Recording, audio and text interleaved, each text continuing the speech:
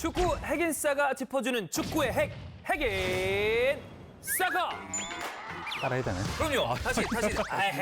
다시 갑니다. 축구 핵인싸가 짚어주는 축구 핵, 핵인 싸가. 누구신지?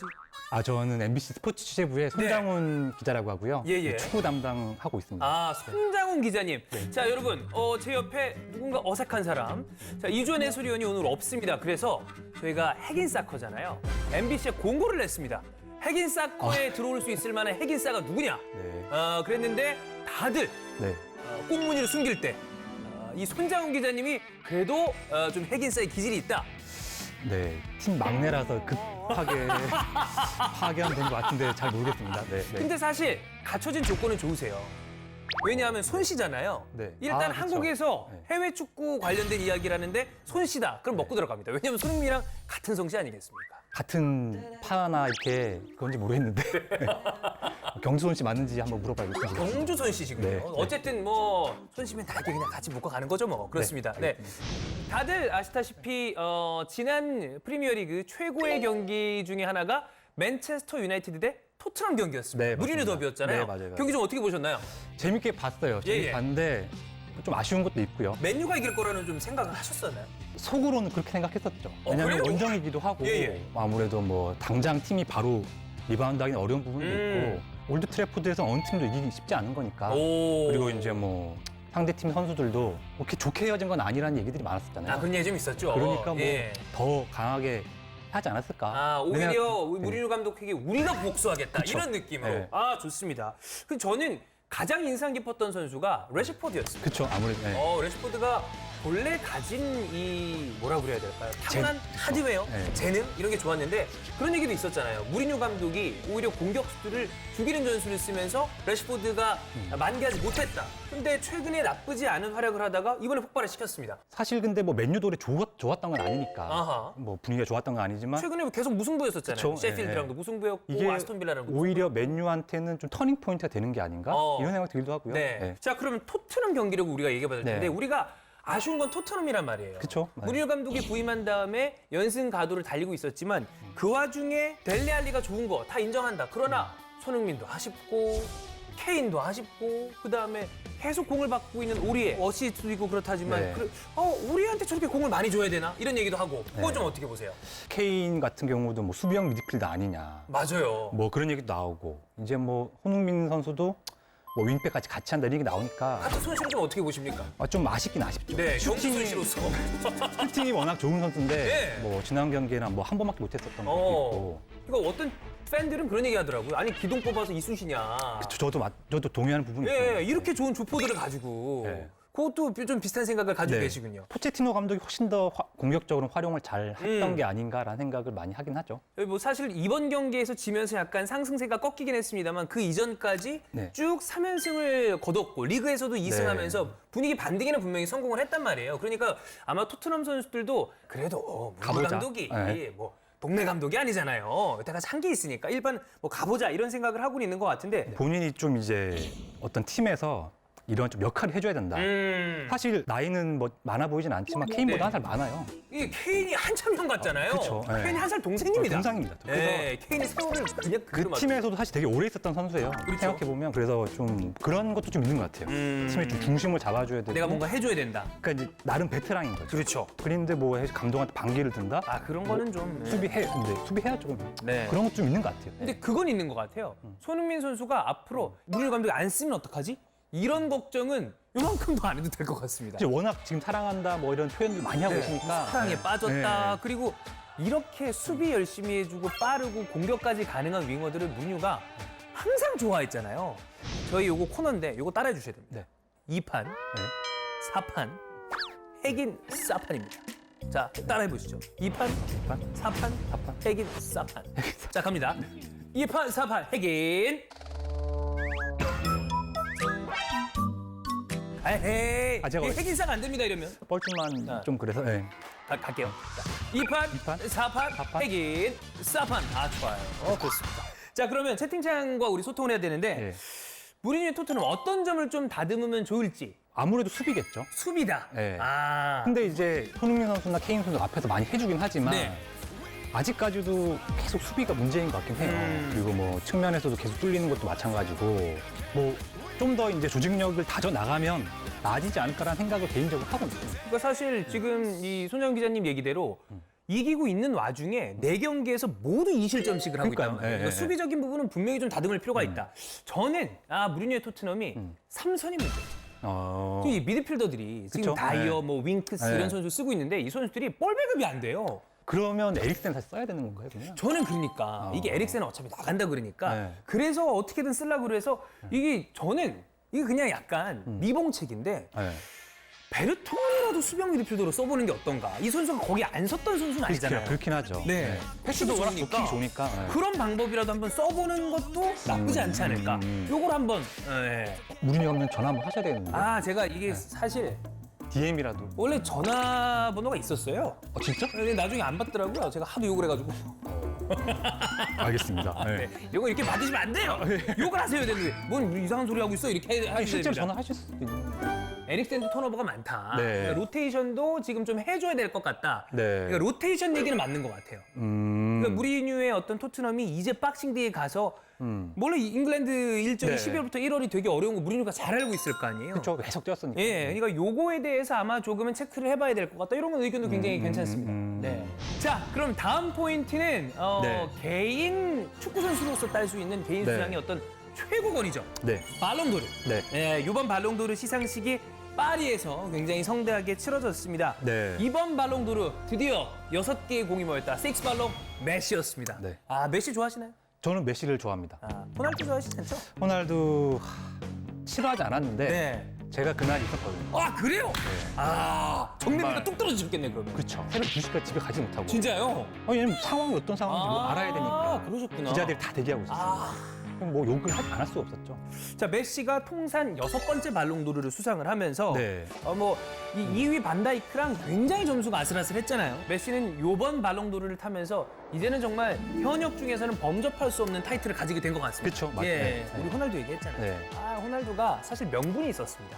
세리에 시상식이 있었어요. 근데 보니까 거기도 자기 탔을 때만 쓱 갔다가 빠져 있었대요. 그렇죠. 이게 좀 유치한 것 같아. 자, 우리 뭐 메시가 받은 거는 뭐 축하할 만한 일인데 네. 더 축하할 거는 손흥민 선수. 그렇죠. 22위. 같은 손씨로서 어떤 자랑한 일 영광스럽죠. 그럼요. 그 사실 아시아에서 역대 최고입니다. 이제. 그렇죠. 매주 네. 22등이면 만약에 우리 지구인 외계인 축구팀 대결한다. 그렇죠. 그러면 팀에 들어가는 거잖아요. 맞아. 23위 명단에 들어가는 거예요. 그러네. 지구 대표팀에 들어가는 거예요. 지구 대표팀에 들어가는 거네요. 그렇죠. 그 정도니까. 이거는 대단한 겁니다. 그렇죠. 네. 그렇습니다. 이번에 5등을 네. 준 기자들이 4명 있었던 거예요. 네. 한국 이분 말고 나머지 3분이 네. 뭐라고 그래야 되지? 다 유럽 사람. 그렇죠. 유럽 기자들한테 인정받았다는 거. 저는 이게 어떤 포인트가 되지 않나. 요거 말고도 아시아 쪽에서도 또 이 상을 땄어요. 국제 선수상이라는 거는 해외에서 뛰는 선수 다 포함해서 아시아 국적을 가지고 있는데 해외 뛰는 선수까지. 네. 그러니까 어떻게 보면 이게 최고상인 거예요. 이거네 그러면. 왜냐하면 아시아에 잘하는 선수 다 해외 나갈 거야. 네. 근데 그 중에서 최고니까 아. 사실 뭐 어떻게 보면 그게 최고라고 볼 수 있는 거죠. K리그 얘기로 네. 본격적으로 들어가 보도록 하겠습니다. 키워드로 이번 시즌 K리그를 체크를 한번 해볼 텐데요. 네. 2019 네 글자로 한번 체크를 해보도록 네, 하겠습니다. 알겠습니다. 네. 첫 번째 이는 네. 요거 이변인 것 같으면서도 이변이 아닌 것 같은데 이변인 것 같기도 하다 깔랑깔랑깔랑하는 이 네. 바로 전북의 우승입니다. 아무도 예상 못했죠. 아무도 예상을 못했다. 네. 울산 우승 코앞에 있었습니다. 실제로 그래서 저희도 취재를 주말에 갔는데 네. 전주를 안 갔어요. 이 동해안 더비 가셨군요. 전주에 갔던 기자분들이 네. 이게 무슨 일이냐. 놀러 왔는데. 쉬었다가 이제 전북 사람들 밥이나 먹고 가려고 했는데 예. 일 폭탄을 봤어요. 기자님이랑 있으니까 이게 좋네. 주원이 형이랑 있으면 주원이 형이 얘기는 재밌어요. 근데 뇌피셜이 많아. 혼자 꾸며낸단 말이에요. 네. 근데 이게 오피셜이거든요. 실제로 그랬습니다. 그러니까 이게 오피셜 해야 돼. 이게 핵인 사커다. 좋습니다. 자, 이게 마지막 라운드에 분명히 울산이 한 경기 앞서 있었습니다. 맞습니다. 그러니까 무승부 이상만 하더라도 자력 우승이 가능했다. 네. 그랬는데 이게 웬일입니까? 포항한테 2013년 이후에 또 일격을 또 맞았습니다. 일격을, 야, 진짜 그때 보니까 이 김도훈 감독이 정말 완전히 망연자실한 표정. 넋이 나가시. 네, 넋이 나갈 수밖에 선수들도 이거는 멘탈이 나가죠. 예. 전북 리그 3연패 K리그 추계 우승에 엄청난 이 금자탑을 세웠는데 네. 울산 같은 경우에 이 김보경 선수가 MVP를 땄는데 네. 이것도 시상식 멘트가 굉장히 화제가 됐습니다. 모든 분들이 2등을 기억하지 않으셔도 됩니다. 하지만 2등을 기억해야 되는 사람은 정해져 있죠. 울산현대 선수들, 스태프, 팬분들 올해 거둔 2등을 그냥 실패로만 생각한다면 정말 실패고 올해 얻은 다른 무엇보다 바꿀 수 없는 모든 것을 가지고 내년을 준비한다면 팬분들도 더 응원해 줄 거고 K리그도 더 재밌어지고 선수들이나 울산현대도 더 강해진다고 믿고 싶습니다. 근데 역시 그 관상이 다들 얘기하지만 그쵸? 말을 잘하는 관상이에요. 네. 유재석 닮으셨. 예, 유산슬 관상이기 때문에 네. 아주 굉장히 괜찮다. 네. 자, 내년에도 전북과 울산 또 어떤 팀들이 우승권에 도전을 할지 그걸 기대를 해보겠고. 네. 자, 그러면 두 번째 키워드 가겠습니다. 공포의 독수리 드디어 윤수와 서울이 부활했습니다. 네. 전 이게 대단한 게 네. 똑같은 스쿼드였습니다, 사실상. 그쵸, 그리고 네. 여름 이적 시장에 팬들이 그렇게 답답했습니다. 제발 선수 좀 선수 사라. 사와라. 근데 안 샀어요. 네. 근데 ACL 티켓을 따냈습니다. 이거 진짜 대단했습니다. 대단하죠. 예. 네. 그러니까 최용수 감독님이 확실히 팀을 좀 이끄는 능력이 있으신 것 같아요. 선수들을 이렇게 하나 모아서 네. 20% 힘을 더 쓰게 하는 그런 능력이 있으신 것 같아요. 끌어내는. 팀을 장악하는 능력이 있으신 것 같아요. 그러니까 선수들이랑 제가 봤을 때 밀당을 잘해요. 네, 그러신 것 같아요. 너 이렇게 쓱 가다가 약간 너 요즘 이렇게 하면 되겠어? 이런 얘기도 한 번 한 다음에 네, 맞아요. 또 잘하면 인터뷰 석상에서 엄청 칭찬해 맞아요, 주잖아요. 맞아요. 이러니까 선수들이 그냥 막 이렇게 끌렸다가 이 나쁜 남자예요. 네, 나쁜 남자가 서울을 데리고서 네. 결국에는 이렇게 끌고 왔는데 요 얘기를 보면 또 미생이 완성되면 우승해야 된다. 이거 출사표 던진 거 아닙니까?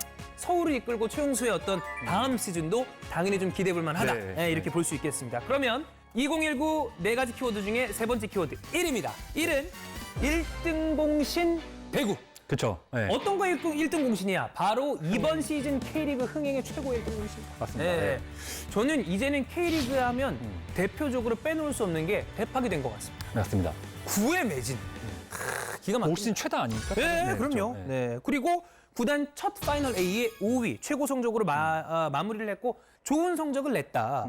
내년 시즌 전망 어떻게 보십니까? 좀 고민스러우실 것 같아요. 세징야 선수가 이 팀에 남아있기가 쉽지 않은 상황인 것 좀 같기도 세징야는 하고. 느낌상으로는 약간 팬들한테 작별 인사를 하는 느낌이거든요. 그리고 조현우 선수도 뭐 좀 고민이 많고 뭐 새로운 도전을 좀 하고 싶어하는 느낌이거든요. 공수에 되게 큰 축이 빠지는 거잖아요. 그렇죠, 완전 축이죠. 네. 팀의 중심에 있는 선수들이 올림픽에 가야 되는 선수들. 맞아. 8, 5월 달도 되게 중요한 시즌. 정승원, 네. 김대원 여기 완전 주축이잖아요. 주축인데 이 선수들이 이제 올림픽 대표팀에서 엄청 주축이거든요. 빠질 가능성이 크고. 그렇게 되면 좀 이제 시즌 중반에 좀 부침을 겪을 가능성이 큰데. 네. 은근히 밑에서 화수분처럼 올라오는 선수들이 이 포지션, 저 포지션 다 뛰잖아요. 네. 그래서 저는 대구 또 내년에도 이 대팍이랑 같이 흥행하면 네. 내년 시즌 K리그 또 대구한테 맡겨야 된다.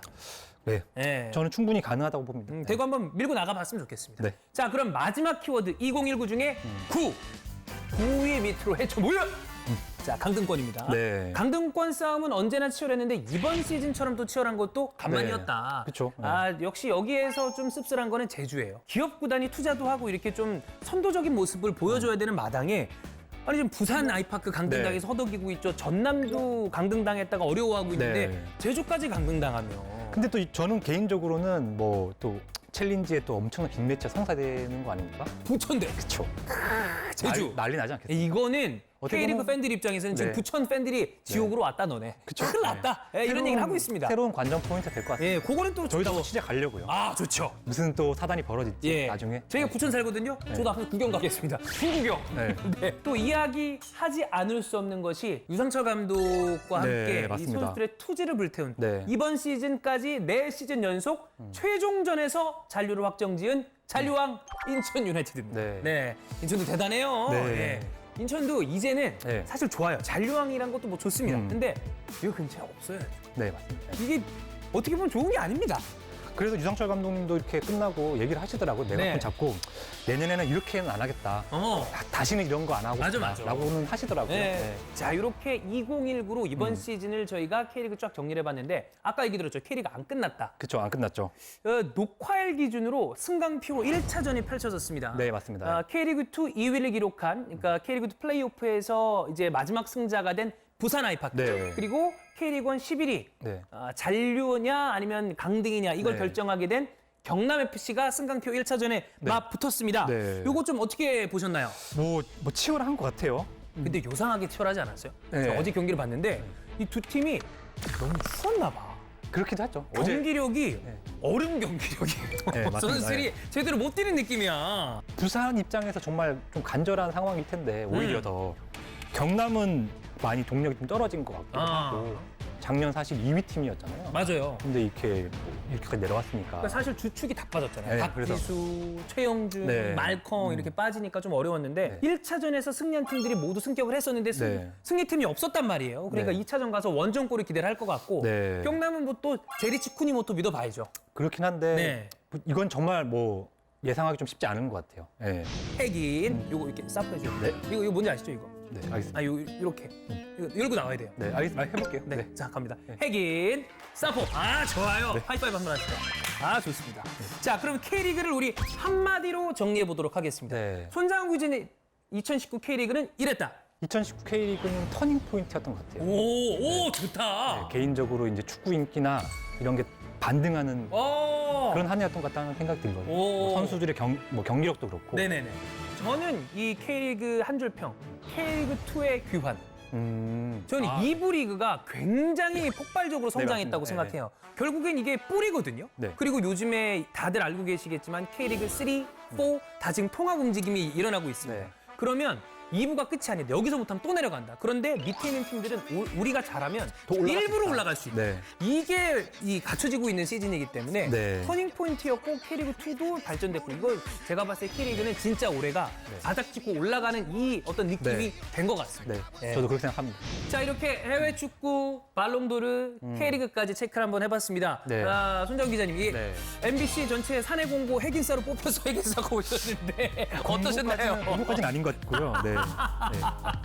재밌는 뭐 시간이었습니다. 네. 그리고 축구 얘기 이렇게 뭐 편하게 하는 것도 좋은 것 같고. 네. 손장훈 기자님이랑 이렇게 재밌는 네, 시간을 알겠습니다. 보내봤고 나중에 또 혹시 기회가 된다면 저희 축구 얘기 한번 다시 오기 쉽지 않을 것 같은데. 나중에 또 공고를 낼게요. 알겠습니다. 지원을 해주시길 바라겠습니다. 알겠습니다.